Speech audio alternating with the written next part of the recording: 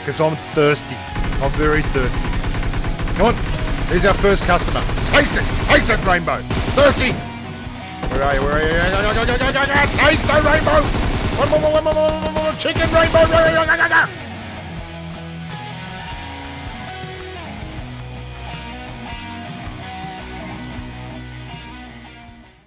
Well, hello there, humans, hippies, earthlings, whoever you are, wherever you are, whatever you're doing, and if you're lucky enough indeed to be doing it too. I'm Bushka, welcome back to the channel. This is the PUBG Mobile official channel. This is a video that I've been wanting to make for quite some time for you guys, and I think you're going to enjoy it. This is a how to claw video, or otherwise the working title was, stop telling me I use an emulator. Now, a big part of the reason for making this video is I realized that there were so many people in the comments saying you're cheating, or you're using an emulator, or you're using a mouse and a keyboard.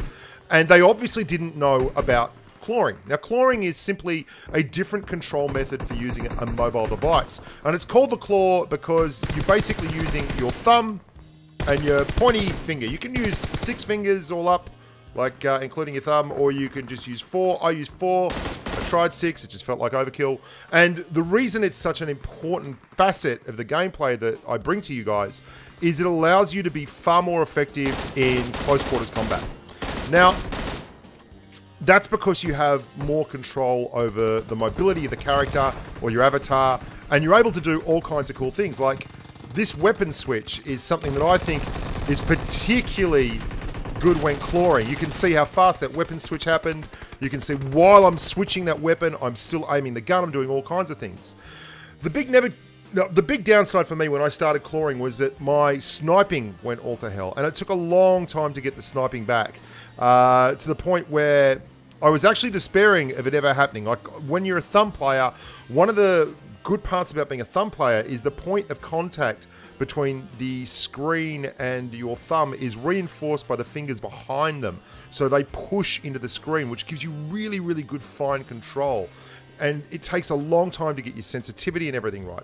The other part of that equation is that when you're doing the claw, or when you've got your finger pressing down on the iPad and there's nothing behind it, because the angle is so different to a thumb player's angle, it's not as stable, and you've got to get used to that, adjust your sensitivity, and find something that works for you. But obviously you can do that because I've been able to get my sniping back up to where it was before I started using claw. In fact, it's probably well beyond that now, just because I've been spending so much time playing the game and I've had so much more experience at it. Now, I'm going to show you a clip in just a second, and it's the whole basis of my theory of claw. That doesn't mean that there's not other ways to do it. In fact, other people might suit you better than mine, but it opens your eyes and gives you some kind of idea on why I'm doing what I'm doing. And it's basically action buttons. So on the left, I've got my thumb driving, my left pointer is jumping, my right thumb is aiming, and my right pointer is firing. So I can use a tap fire gun like the M16A4. I can leap through a doorway, turn in the air, and fire the gun. Now, my theory is basically that you want to have action buttons on opposite sides of the screen. And in this instance, you can see I've got my movement button, the bottom left, I've got my jump button, top left, my fire button, the top right, and then I aim at the bottom right. So this means basically that I can't have my jump button next to my fire button, because if I do that, then I'm going to need to have 2 fingers working that right-hand side of the screen. And I can have my action zoom button next to my jump button, because when I'm zooming, I'm not jumping. When I'm jumping, I'm not zooming. The most important thing is that you have 1 finger allocated to your fire button. If you do that, then everything else is apples, whatever you can manage. You can have your lean buttons there if you want to start using 6 fingers all up, or you can just do what I do and have them as tap to lean. But the theory behind this is that you can then go jump, turn, fire, move, all at the one time. And that's really, really important, especially when you're in CQC. Now, with regards to sensitivity, you're going to have to get this down yourself, because there is absolutely no substitute for trying things and figuring it out. It will take you time. Your devices are all different. The size of your screen is different.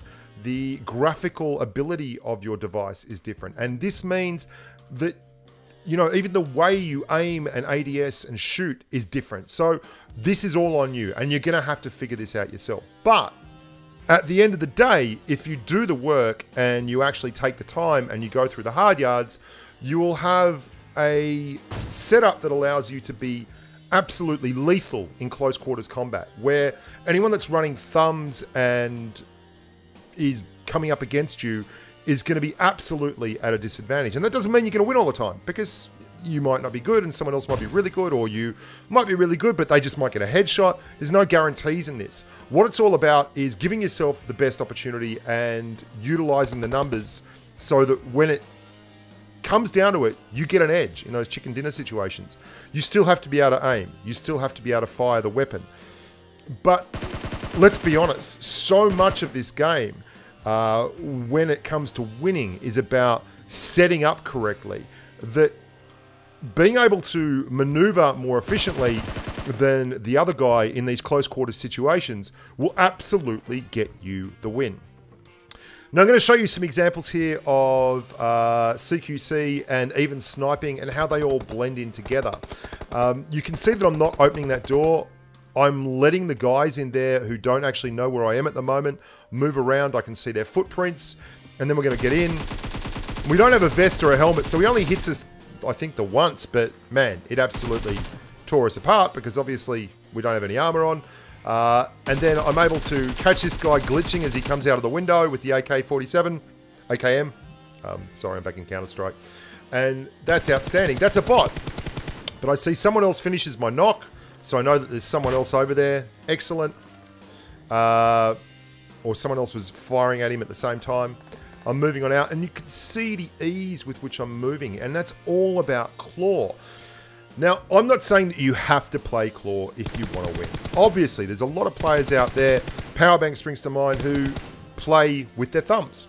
And I did play with my thumbs for an awfully long time when I started my YouTube channel, and I mean, the first season I made Ace was as a thumb player. It's certainly a doable thing. It's not like you cannot do it. And especially with a game like PUBG Mobile, where if you want to play as a stealthy player, then CQC is something you're going to be avoiding. You don't really want to be involved with it a lot. And it's far more important to tactically be aware of the map, what's going on, and how it's happening. You can likewise, if you're not a Claw player, avoid CQC by playing certain maps. If you don't want to play Sanhok and drop Boot Camp, where you're going to be running around like a lunatic, you can drop Miramar or Vikendi and have a lot more of this long-ranged bomber gameplay feel going on. For me, though, I'm all about that action, that dynamic engagement. I want to be the guy who is consistently involved in the most firefights on the map. And by doing that, I'm able to have more fun. It gets the adrenaline pumping, and it does become a little bit of a, you become a little bit of an adrenaline junkie. You're always looking for those CQC engagements. You're always looking for those opportunities to run in and push. And I feel like that gives you an advantage at the end of a game where things are getting very, very tight, and it's very, very difficult to draw out the win when you're not good at these CQC situations. You can actually strafe fire by holding the fire button down when you are a thumb player and moving it around like that, but it's just not as accurate and not as effective. And it's certainly not something that I would suggest would be on a par with a Claw player. So that's it. How to Claw, the basics of it, the theory behind it, and some ideas for you to set up your own Claw layout. There are so many different opportunities and layouts that you can run as a Claw player, and there are so many good players out there. I've got so many videos like this on my channel where I basically outline my thoughts behind Claw, how I do it, why I do it.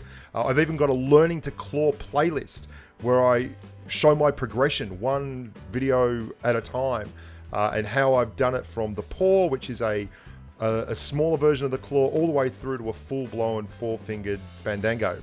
Hope you enjoyed that, guys. I hope you got a lot out of it. If you want to see more videos like this on the PUBG Mobile channel, leave some likes and comments below, and I'll look at some of the topics you put up. A lot of this stuff that I've already covered off on is on my channel, The Bushka, youtube.com/TheBushka. I love making these kind of meta videos where we look at concepts and ideas and try and put them into our gameplay and get a little bit better. Look after yourselves. Love your work. Thanks so much for having me and being part of a great community. And until next time, stay safe on the battlefield. Bye for now.